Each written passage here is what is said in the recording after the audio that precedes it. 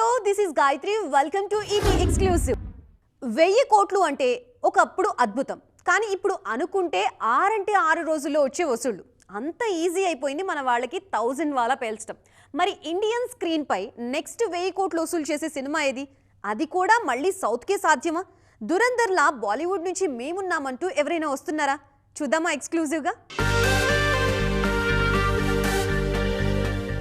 రెండేళ్ల కింద పుష్ప 2కు వచ్చిన వసూళ్లు చూశాక 1000 కోట్లు ఇంత ఈజీనా అనిపించింది. ఈ సినిమా కేవలం 6 రోజుల్లోనే 1000 కోట్లు ఫుల్ రన్ లో 1700 కోట్లకు పైగా వసూలు చేసింది.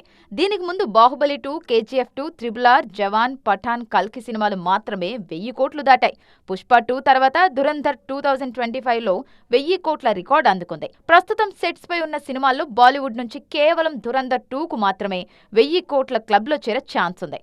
ఫస్ట్ పార్ట్ సృష్టించిన సంచలనం చూశాక రెండో పార్ట్కు 1000 కోట్లు పెద్ద కష్టమేం కాకపోవచ్చు. ఏమాత్రం టాక్ బాగున్నా దురంధర్ 2 ఈజీగా 2000 కోట్ల వరకు వసూలు చేస్తుందని అంచనా. అలాగే మార్చి 19న దురంధర్ 2కు పోటీగా వస్తున్న టాక్సిక్ కూడా 1000 కోట్ల రేసులో ఉంది. టీజర్తోనే టాక్సిక్ రేంజ్ అర్థమైపోయింది. కంటెంట్ ఏ మాత్రం క్లిక్ అయినా KGF రికార్డుల్ని ఈజీగా తుడిచిపెట్టేలా ఉన్నారు యష్. 1000 వాలా రేసులో ముందున్నది సౌత్ ఇండస్ట్రీనే. ప్రభాస్, ఫౌజీతో పాటు స్పిరిట్ సినిమాకి కూడా 1000 కోట్ల ఛాన్స్ ఉంది. ఎన్టీఆర్, ప్రశాంత్ నీల్, రామ్ చరణ్ పెద్ది రేంజ్ తక్కువేం కాదు. ఇక last but not the least Varanasi ఎలాగూ ఉండనే ఉంది. తమిళం నుంచి 1000 కోట్ల సినిమా ఇప్పట్లో రావడం కష్టమే. 3 ఏళ్ల కింద జైలర్ 600 కోట్ల దగ్గరే ఆగింది. పార్ట్ 2 హిట్ అయితే 1000 కోట్లు కష్టమేం కాకపోవచ్చు. అలాగే విజయ్ చివరి సినిమా జననాయగన్ పై అంచనాలు భారీగానే ఉన్నాయి. మొత్తానికి అంచనాలు అందుకుంటే ఈ 3-4 సినిమాలకు 1000 వాలా పేల్చే ఛాన్స్ ఉంది. విజయ్ దేవరకొండ, రష్మిక మందాన త్వరలోనే పెళ్లిపీట లెక్కబోతున్నారనేది అందరికీ తెలిసిన విషయమే. కానీ ఇక్కడే మరో ట్విస్ట్ ఉంది. వీళ్ల పెళ్లికి ఓ ప్రముఖ OTT సంస్థ నుంచి పెద్ద ఆఫర్ వచ్చింది. మరి దానికి రౌడీ బాయ్ ఇచ్చిన రియాక్షన్ ఏంటి? నిజంగానే Vijay, Rashmika wedding video digital screen పై దర్శనమివ్వనుందా? అసలేంటి మ్యాటర్? ఓవైపు సినిమాలు చేస్తూనే మరోవైపు పెళ్లి పనుల్లోనూ బిజీగా ఉన్నారు విజయ్, రష్మిక. ఈ ఇద్దరి పెళ్లి ఫిబ్రవరి 26న ఉదయ్పూర్లో జరగబోతోందని తెలుస్తోంది. దీనికోసం ఏర్పాట్లు ఘనంగానే జరుగుతున్నాయి. ఇక ఇద్దరి వెడ్డింగ్ పై ఆసక్తికరమైన విషయం బయటకొచ్చింది. రౌడీ బాయ్ పెళ్లి వీడియోకు ఒక ప్రముఖ OTT అదిరిపోయే ఆఫర్ ఇచ్చింది. ఈ రోజుల్లో సెలబ్రిటీస్ పెళ్లిళ్లకు ఉన్న క్రేజ్ గురించి చెప్పనక్కర్లేదు. గతంలో నయనతార, విఘ్నేష్ పెళ్లి OTT రైట్స్ ఏకంగా 25 కోట్లకు అమ్ముడయ్యాయి. బాలీవుడ్ లోనూ కొందరు స్టార్స్ పెళ్లిళ్లను ఇలాగే కొన్నారు. విజయ్, రష్మిక పెళ్లికి ఇంతకంటే డబుల్ ఆఫర్ వచ్చిందని, కాకపోతే ఆ ఆఫర్ ను సున్నితంగా రౌడీ బాయ్ తిరస్కరించారని తెలుస్తోంది.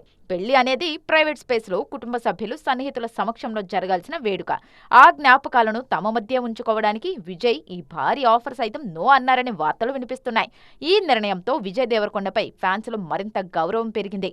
ఏ OTTలో రాదు గాని ఈ పెళ్లి వేడుక మాత్రం అంగరంగ వైభవంగా జరగబోతోంది. డైరెక్టర్స్ విషయంలో ప్రభాస్ ఇంకాస్త కఠినంగా ఉండబోతున్నారా? నమ్మకం పెట్టుకుని ఛాన్స్ ఇచ్చిన చిన్న దర్శకులంతా ముంచేస్తుంటే ఇకపై అవకాశం ఇచ్చే విషయంలో 1కి 2 సార్లు ఆలోచించుకుంటున్నారా? విజువల్ ఎఫెక్ట్ బేస్డ్ సినిమాలు, లార్జర్ దాన్ లైఫ్ క్యారెక్టర్లు ప్రభాస్ నుంచి ఊహించటం కష్టమేనా? అసలు రెబల్ స్టార్ తీసుకున్న ఆ డెసిషన్ ఏంటి? బాహుబలితో ఒక్కసారిగా ప్రభాస్ ఎవరెస్ట్ ఎక్కి కూర్చున్నారు. దెబ్బకు పాన్ ఇండియన్ హీరో అయిపోయారు. అంత మార్కెట్టున్న దర్శకుల విషయంలో మాత్రం ఎప్పుడూ పట్టుదలకు పోలేదు ప్రభాస్. కథ నచ్చితే చిన్న దర్శకులకు కూడా ఛాన్స్ ఇచ్చారు. ఇంకా చెప్పాలంటే బాహుబలి తర్వాత ప్రశాంత్ నీల్ మినహా ఆయన పనిచేసిన దర్శకులంతా మీడియం రేంజే. బాహుబలి లాంటి మెగా బ్లాక్ బస్టర్ తర్వాత రన్ రాజా రన్ లాంటి చిన్న సినిమా తీసిన సుజీత్ నమ్మి సాహో చేశారు ప్రభాస్. ఆయన నమ్మకం తెలుగులో నిలబడలేకపోయినా హిందీలో వర్కౌట్ అయింది. ప్రభాస్ పాన్ ఇండియా మార్కెట్ పెరగడంలో సాహో బాగా హెల్ప్ అయింది. కానీ ఆ తర్వాతే ఏ దర్శకుడు ప్రభాస్ నమ్మకాన్ని నిలబెట్టలేకపోయారు. జిల్ ఫ్లాప్ అయిన రాధాకృష్ణ కుమార్ చెప్పిన కథ నచ్చి రాధేశ్యామ్ చేశారు ప్రభాస్. అది డిజాస్టర్ అయింది. ఆ తర్వాత ఓం రౌతున్ నమ్మి ఆదిపురుష్ చేసి విమర్శల పాలయ్యారు. నాగస్విన్ మాత్రమే ప్రభాస్ నమ్మకం వమ్ము చేయకుండా కల్కితో 1000 కోట్ల సినిమా ఇచ్చారు. ప్రశాంత్ నీల్ సైతం సలార్తో అదిరిపోయే మాస్ ట్రీట్ ఇచ్చారు. మొన్న రాజాసాబ్తో మరోసారి ప్రభాస్కు షాక్ తప్పలేదు. అంతకుముందు చిన్న సినిమాలు చేసిన మారుతిని నమ్మి రాజాసాబ్ లాంటి పెద్ద ప్రాజెక్ట్ ఇచ్చారు ప్రభాస్. కానీ ఫలితం అందరికీ తెలిసిందే.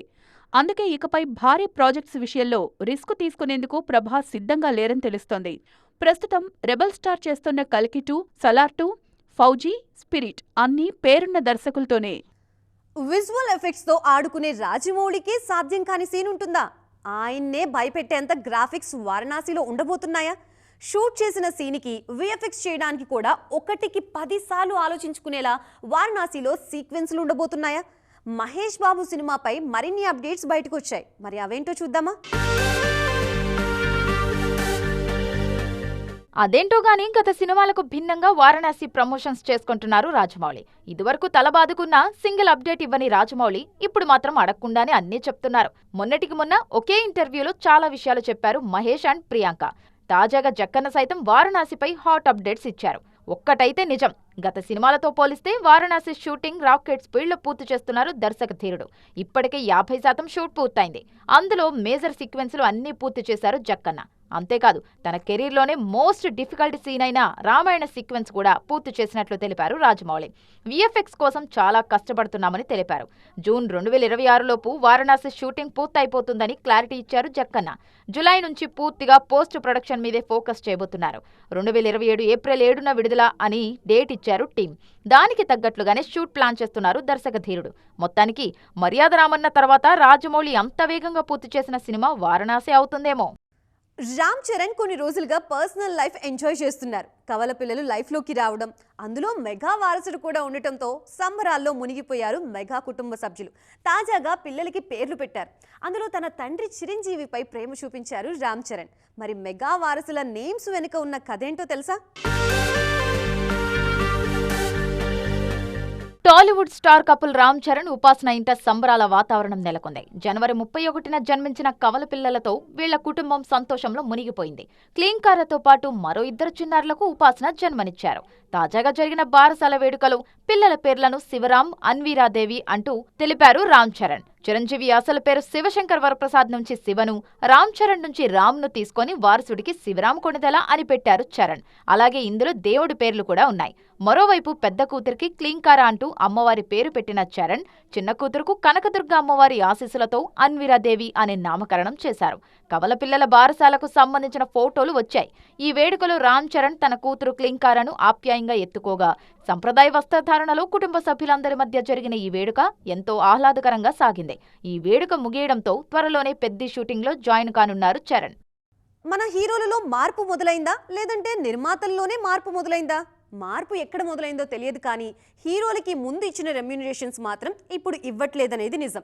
అన్నీ బాగా లెక్కలేసుకున్నాకే రంగంలోకి దిగుతున్నారు నిర్మాతలు. దానికి హీరోలు కూడా ఓకే అనక తప్పట్లేదు. మరి ఈ మార్పేంటో మనం కూడా చూద్దామా? టాలీవుడ్లో టాప్ హీరోల రెమ్యూనరేషన్స్ ఎలా ఉన్నాయో ప్రత్యేకంగా చెప్పాలా? ఒక్కో సినిమాకు 100 కోట్లు తీసుకుంటున్నారు వాళ్ళు. మీడియం రేంజ్ హీరోలు కూడా 30 కోట్లు కావాలంటున్నారు. కానీ ఓటీటీ డీల్స్ బాగా తగ్గేసరికి హీరోల పారితోషికల్లో కోత తప్పట్లేదు. బడ్జెట్ కంట్రోలింగ్ కోసం రెమ్యూనరేషన్స్ కంటే షేర్ వైపు అడుగులేస్తున్నారు మన హీరోలు. రవితేజ రిస్క్ కంట్రోల్పై ఫోకస్ పెట్టారు. 20 నుంచి 25 కోట్లు ఆయన పారితోషికమే వెళ్తుంటే బడ్జెట్ 40 కోట్లు దాటిపోతుంది. విఎఫ్ఎక్స్ బేస్డ్ అయితే 80 కోట్లకు చేరుతుంది. అందుకే రేట్ తగ్గించి లాభాల్లో షేర్ తీసుకునేలా ప్లాన్ చేస్తున్నారు మాస్ రాజా. మొన్న భర్త మహాశైలకు విజ్ఞప్తి అలా చేసిందే. ఇప్పుడు ఇరుముడి కూడా అలా చేస్తున్నట్లు తెలుస్తోంది. లాభాల్లో వాటా అంటే రిస్క్ ఉంటుంది, కానీ తప్పదంటున్నారు రవితేజ. నాని, సాయి ధరమ్ తేజ్, బాలయ్య లాంటి స్టార్స్ సైతం ఈ రిస్క్ తీసుకోవడానికి రెడీ అవుతున్నారు. ఓటీటీ మార్కెట్ ఒకప్పట్లా లేదు కాబట్టి బడ్జెట్లో ఆ మాత్రం కంట్రోల్ ఉండాలంటే ఫీజుల్లో కోతలు తప్పట్లేదు. ఫ్లాప్ అయితే రిస్కే గానీ సినిమా హిట్ అయితే ముందు కంటే ఎక్కువ రెమ్యూనరేషన్ వర్కౌట్ అవుతుంది. సో చూసారుగా, ఇది ఇవాల్టి ఈటీ ఎక్స్క్లూజివ్. రేపటి ఈటీ ఎక్స్క్లూజివ్లో మళ్ళీ కలుద్దాం. అప్పటి వరకు చూస్తూనే ఉండండి టీవీ9.